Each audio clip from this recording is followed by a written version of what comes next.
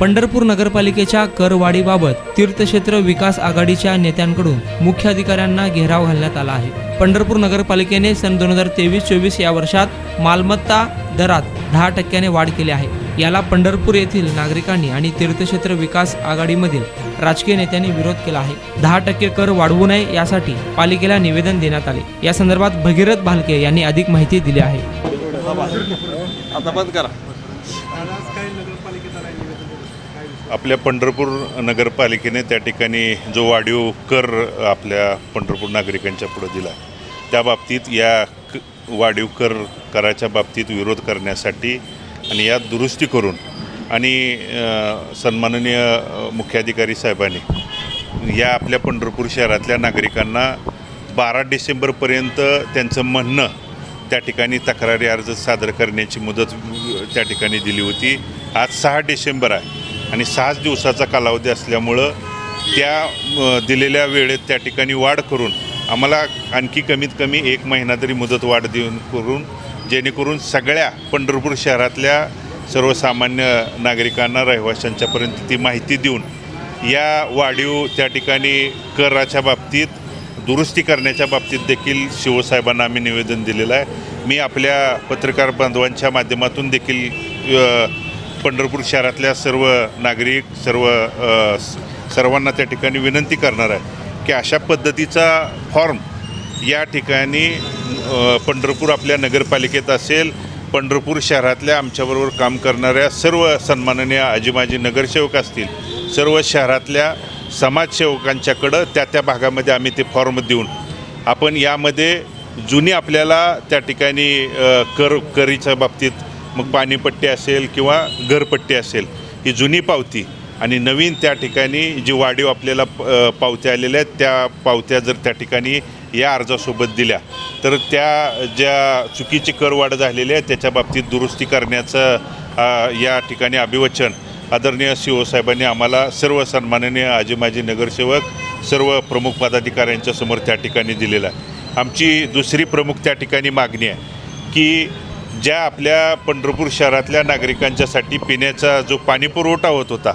तो उपनगर भागातील त्या ठिकाणी काही मग मलपेवाड्याच्या माध्यमातून असेल अनेक ठिकाणच्या माध्यमातून दूषित पाणी पुरवठा जे पिण्याच्या पाणी पुरवठ्याच्या जॅक्वेलपर्यंत त्या ठिकाणी दूषित पाणी जाऊन शहरातल्या नागरिकांना दूषित पाणी त्या ठिकाणी पिण्याची वेळ येत होती। त्यामध्ये देखील त्या ठिकाणी शिवसाहेबांनी संबंधित प्रशासनाने अधिकाऱ्यांनी लक्ष घालून जो दूषित पाणी पुरवठा आहे तो तात्काळ त्या ठिकाणी थांबवावा या बाबतीतसुद्धा शिवसाहेबांनी त्या ठिकाणी प्रत्यक्ष त्या स्थळाची पाहणी करून जी काही होणाऱ्या चुका आहेत त्या थांबवून दुरुस्त करण्याचं अभिवचन आम्हाला इथल्या सर्व प्रमुख पदाधिकाऱ्यांना त्या दरम्यान दिलेलं आहे। आणि म्हणून या आपल्या माध्यमातून मी पंढरपूर शहरातल्या तमाम शहरवाशांना सांगू इच्छितो की त्या ठिकाणी या जाचकाशा किंवा चुकीच्या करवाढीच्या बाबतीत आम्ही तुमच्याबरोबर कायमस्वरूपी त्या ठिकाणी खांद्याला खांदा लावून नव्हे तर 2 पावलं त्या ठिकाणी तुमच्या सोबत आहे, परंतु तुम्हीसुद्धा शहरातल्या तमाम त्या ठिकाणी नागरिकांनी या बाबतीत त्या ठिकाणी जो फॉर्म आहे जी चुकीची माहिती आहे किंवा चुकीची जे काही घडत असेल तर ते नगरपालिकेपर्यंत कळवणं, नगरपालिकेपर्यंत आपल्याला येता येत नसेल तर आमच्या सर्व आजी-माजी सन्माननीय नगरसेवक असतील, समाजसेवक असतील, अनेक संघटनाचे पदाधिकारी असतील यांच्यापर्यंत आपल्या घरापर्यंत त्या ठिकाणी फॉर्म पोचवण्याची जबाबदारी त्या ठिकाणी आम्ही पार पाडू आणि ते फॉर्म भरून देऊन चुकीचं नगरपालिकेंना आणि शिवसाहेबांना निदर्शनास आणून द्यायची जबाबदारी त्या ठिकाणी आपली आहे। या ठिकाणी अनेक संघटना अनेक माध्यमं त्या ठिकाणी काम करणार आहेत। मी या रहिवाशांना आव्हान आणि विनंती करतो, बाहेर डिजिटल बोर्डावरती सह्या करून त्या ठिकाणी काय होणार नाही, तर तक्रारी अर्ज त्या ठिकाणी प्रत्यक्ष जबाबदार नागरिक म्हणून त्या ठिकाणी दिला तर तुमच्या त्या ठिकाणी मदतीचा तुमच्या ताकदीचा जास्तीत जास्त त्या ठिकाणी नगरपालिकेच्या प्रशासनाला भविष्यकाळात या जुलमी आणि चुकीच्या जे काही करवाढ त्या ठिकाणी आपल्या भागात झाले आहे हे थांबवण्यासाठी तुमच्या सगळ्यांच्या सहकार्याची अपेक्षा आहे आणि ते आपण द्याल ही सर्वांना त्या ठिकाणी नागरिकांना मी अपेक्षा आणि विनंती या ठिकाणी करतो। आम्ही तेही सांगितलं की ही चुकीच्या कारण त्या ठिकाणी करवाढीच्या बाबतीत जर बदल नाही झाला, जर न्याय नाही मिळाला तर यापेक्षा सुद्धा शहरातले लोक त्या ठिकाणी सर्वसामान्य नागरिक नगरपालिकेच्या माध्यमातून प्रशासनाला त्या ठिकाणी उग्र असं आंदोलनाचं देखील आम्ही त्या ठिकाणी इशारा दिला आहे. पाणी पुरवठ्याच्या बाबतीत दूषित पाणी पुरवठ्याच्या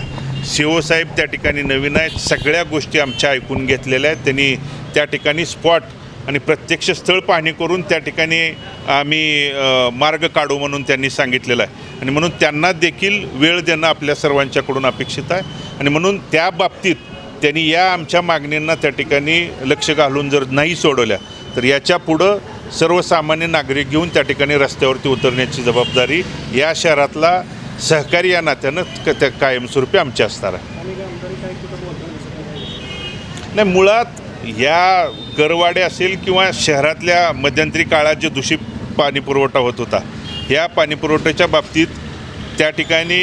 सर्वसामान्य नागरिकांचं कवचकुंडल हे लोकप्रतिनिधी असतात आणि लोकप्रतिनिधींनी त्या ठिकाणी नागरिकांच्यावरती येणाऱ्या अडचणीला कवचकुंडल म्हणून त्या ठिकाणी काम करायला पाहिजे होतं. परंतु लोकप्रतिनिधी ते त्या ठिकाणी करताना दिसत नाहीत, कुठं तर कमी पडत आहेत. परंतु नागरिक त्या ठिकाणी त्यांच्या अडचणी असतील, त्यांच्या त्या ठिकाणी समस्या असतील ते सोडवण्यासाठी भविष्यकाळात इथं राजकारणावर त्या ठिकाणी न बोलता या चुकीच्या माणसाला नक्कीच भविष्यकाळात इथले लोक त्यांच्या समस्या सोडवण्यासाठी चांगल्या पद्धतीचा त्या ठिकाणी कवचकुंडल भविष्यकाळात निवडतील. कसल्या नाही, या राजकीय संन्यास किंवा काय कोणी ठराविक विश्लेषकांना किंवा कुठल्या त्या ठिकाणी देण्यानं हे नाही. कुणाला कसा आणि कधी संन्यास घ्यायचा ही सर्वसामान्य मायबाप जनता त्या ठिकाणी ठरवत असते. जनता पाठीशी आहे, त्यामुळे कुणाच्या सांगण्यानं जर त्या ठिकाणी संन्यास घेत असतील तर कुटुंबातली किंवा अगोदरची इतिहास तपासा. अनेक जणांना संन्यास घ्यायला लावणारं देखील आमचं त्या ठिकाणी कुटुंब आहे आणि म्हणून कुणाच्या सांगण्यावरून नाही, जोपर्यंत सर्वसामान्य मायबाप जनता इथं पाठीशी आहे त्यापर्यंत संन्यास किंवा या ठिकाणी